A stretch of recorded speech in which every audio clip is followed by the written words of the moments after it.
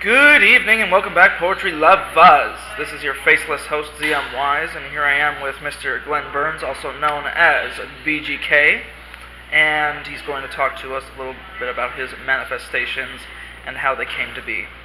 So, let me ask you, when did you first realize you had the gift of creation, and how did you go about it?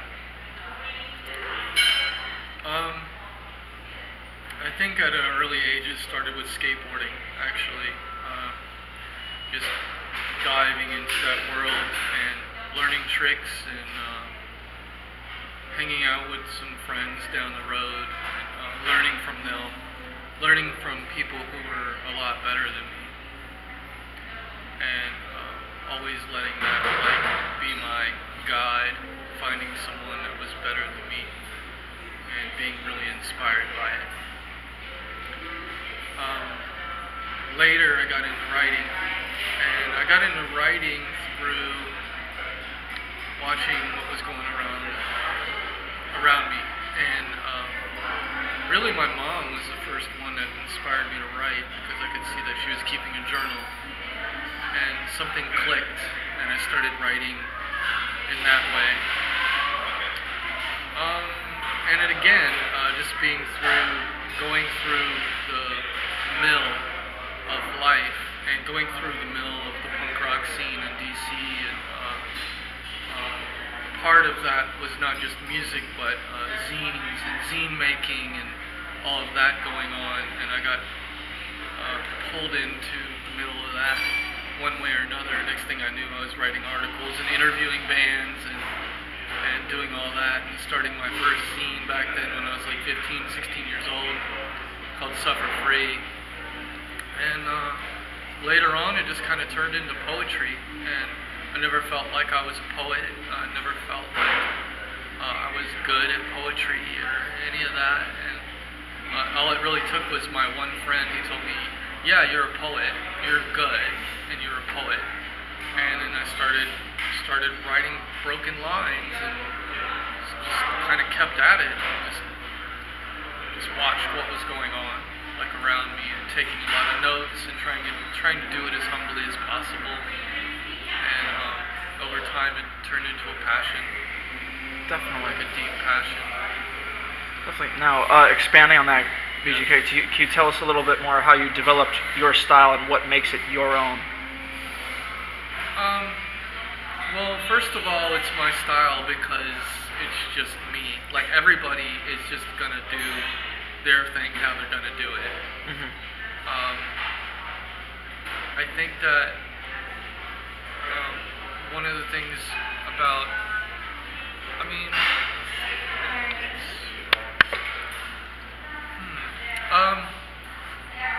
as far as style goes, I think we're all affected by everything around us, so we can never really claim anything as our own.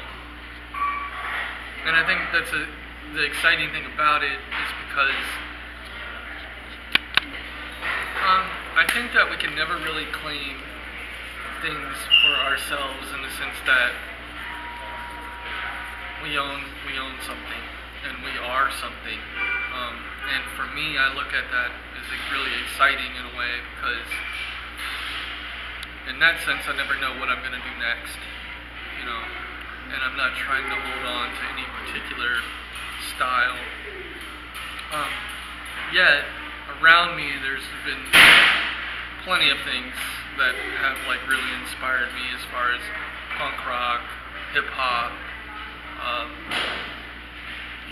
all kinds of music, all kinds of writers, men and women, children, animals, and just everything around me, to a degree, really informs my style. And another part of the style is just consciously really working at it, really getting into the craft of styling and caring about what you're doing, caring about the words that you choose to put down, going back from time to time and seeing, is that the right word? And pulling it out, putting something else in. You know, really caring about the word to, the word the word hey, the word you, the word me. You know, it could be switched out with pretty much anything. And so what really kind of builds my style together is that I second guess it, I triple guess it, quadruple guess it, and then it just gets really weird, you know, that way. Because I so often don't like to talk about something like I helped a little old lady across the road or whatever. It might be that, but by the time I'm done with it, it's completely looking tweaked out, you know. And that's just a part of my fascination with the craft of writing, is that I can say it like really differently. Like right now, I'm one way. Later on, I'll be another way. I look at it a lot like right now I feel very reserved. I just got off work and I've been quiet all day or whatever. So I get to watch myself get a little bit rowdier, a little bit something. I don't know. Of course. And I think that's a lot of fun to watch that in yourself and in other people. And I don't know. It's hard to answer that question. No, it's wonderful. Yeah. So, a few years ago, you and quite a few other people were on this well-known poetry documentary called Poetry is Not Dead. Oh, yeah. Or sorry, Poetry is Dead, rather.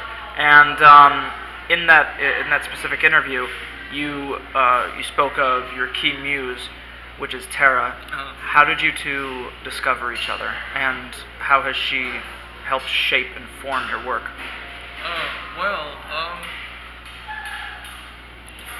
This is a question of intimacy, you know.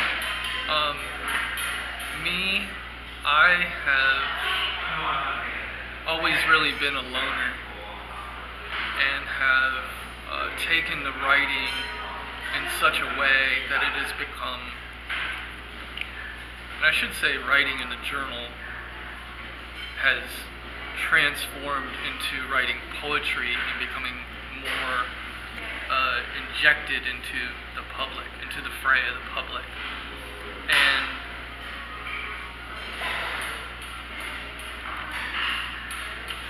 so I look at things in terms of relationship. So we all have relationships, whether they be platonic or otherwise. And one day I just realized that perhaps maybe I'm not just speaking to myself as I'm writing, but there's someone else there, and that someone else is my well-wisher, that they're there for me more than I know, and that they are actually my God. And I think that probably sounds strange, but I'm completely fine with that. And the word Tara just came flying out somehow in my brain, and it was the first name, and the only name I ever locked down on that. So then from coming upon that, then I was just psyched. And then I started writing these kind of like love poems towards this entity that I felt had been there all along and guiding me along the way and kind of smirking at me along the way and frowning.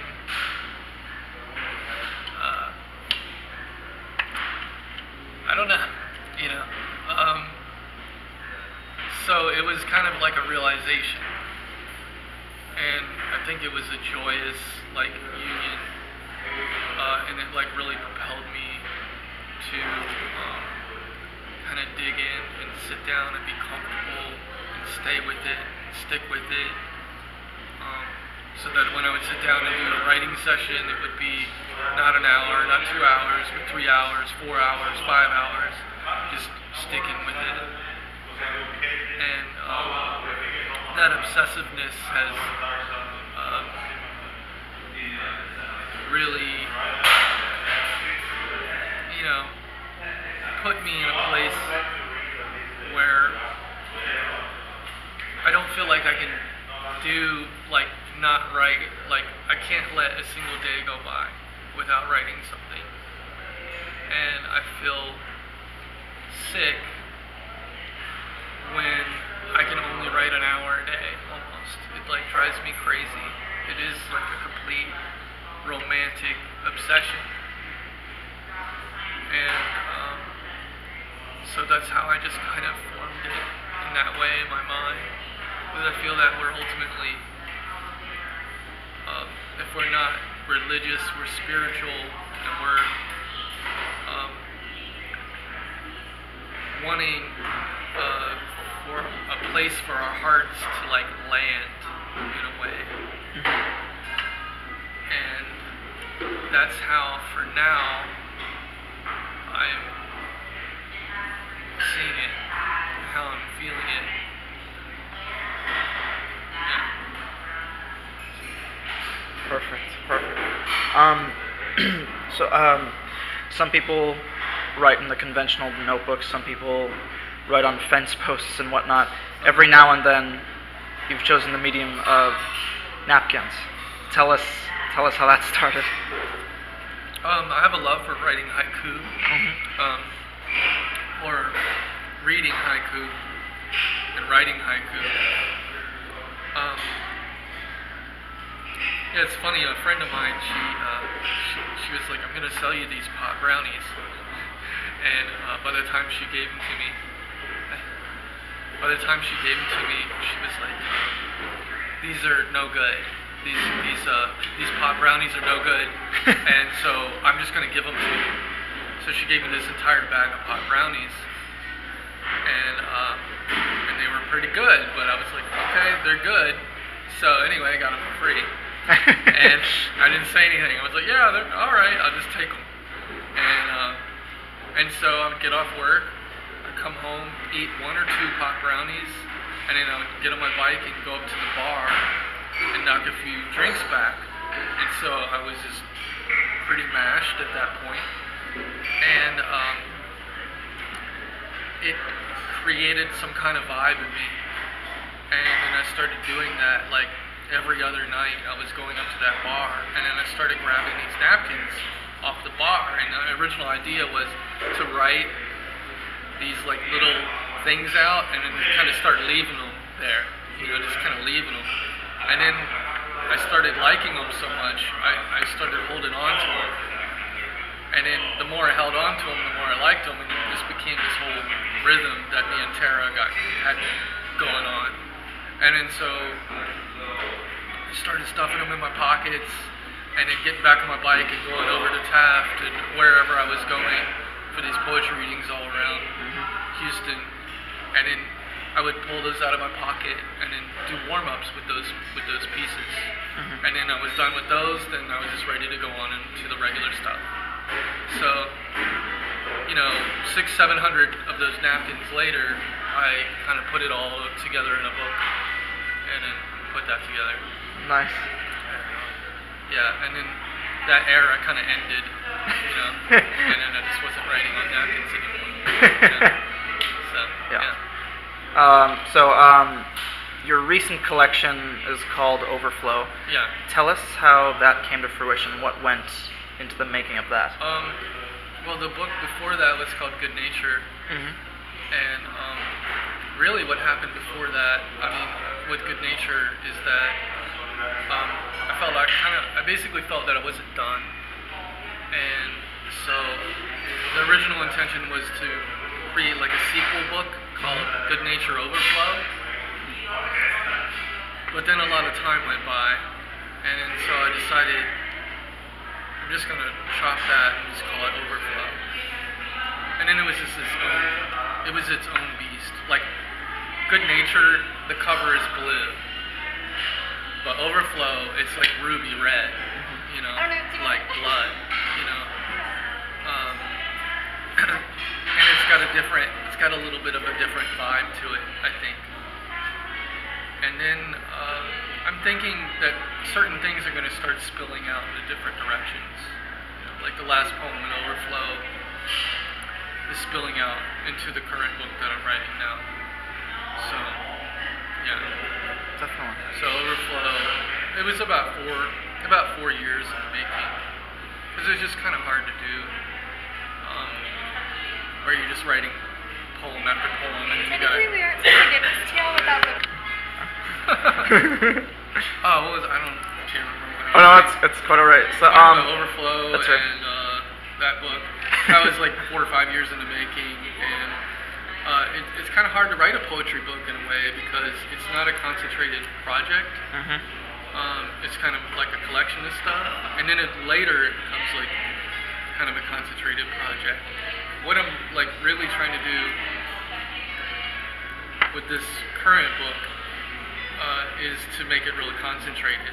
Like if I write a poem for it, like I'm realizing that I'm writing a poem for it, and that if I'm writing a poem for it, then why can't I write 15 poems in the same breath, you know? And so I'm kind of hitting it at an angle like that. I've already written a series of like, you know, say 20, 25 poems for it that are small, some big. And that some of those will survive, some won't. And then the next go at it, maybe next month sometime when I'm feeling like I'm really, you know, stable, then I'm going to be like, yeah, I'm going to sit down and write another 25 poems this afternoon. And that this will be kind of like a part of that, and we'll see what happens in another, you know, 6 months or whatever, then I'll, you know, and I'm piecing it together in a more conscious way. Certainly. You know, certainly. rather than it just being a littering. Definitely. So, where can we find Overflow in your previous collections? Where can we find them? Oh, I have a website, bgkarma.com, and people can just go on there and go into printed matter and look at everything that's available that hasn't gone out of print, you know. Yeah. There's 4 or 5 books up there now. Let's see. So it's all in Tara, the Book of Napkin Poems, Good Nature. She's hardly recognizable now. Yeah, Overflow. Yeah. And then the new ones. And then the new one's coming out. That's right. So, let me pass you your belongings. I was wondering if you wouldn't mind sharing a sampling with us. Hang on. Oh, a sampling? of what? Of new stuff? Anything you wish. Anything that comes to mind. Yes, sir. Anything you wish. Just a pistol. Alright. Hit pause. Alright. Yeah, birth a field of ideas and images. Hyperactively speaking of balance one at a time, the formation of words switches flipped on, birth of a field of ideas and images. Birth in a field, the doctor smacks a baby so that as it starts to cry, he knows that the thing is alive. The baby notices him writing something down. The lid is or was the lid of a lunchbox, now full of holes, then made it connect, functioned as a protector of many foodstuffs before it fell victim to my curiosities. Something was lacking, so I tried my hand at destruction, but everything in a little time passing is going to be okay, and if you can remain tender, there will be better times. Even hell itself freezes over at the right temperature. Nothing stays the same as the bartender guesses to everything that I will say. I think that I will have another drink and think about it. To be born anywhere, to be born is to wake up dizzy and everyone else has been born already. Kind of unfair when you think about it. Hang 10 by Gatorade morning. I never dreamt I'd contact the spirits in such a fashion, moving into unknown territory. Our attempts to connect teach us tears, and we learn or don't learn. In fear, we marry too soon, make babies before we're ready. It's the next madness. Watch the news, watch the insects. In some aspects, they are not so foreign. The decision to write turned me into a being beyond me. While some see me as angry, others see the beauty. It's all in how you carry yourself along. Very nice. Yeah. Well, thank you very much for. I'm sorry. What were you saying? Oh, that's the end. Okay. It died there. So. Thank you very much for taking time out of your evening to interview with us, Oh, Mr. yeah. BGK. You can find him on bgkarma.com, and it's printed matter. And poetry lives.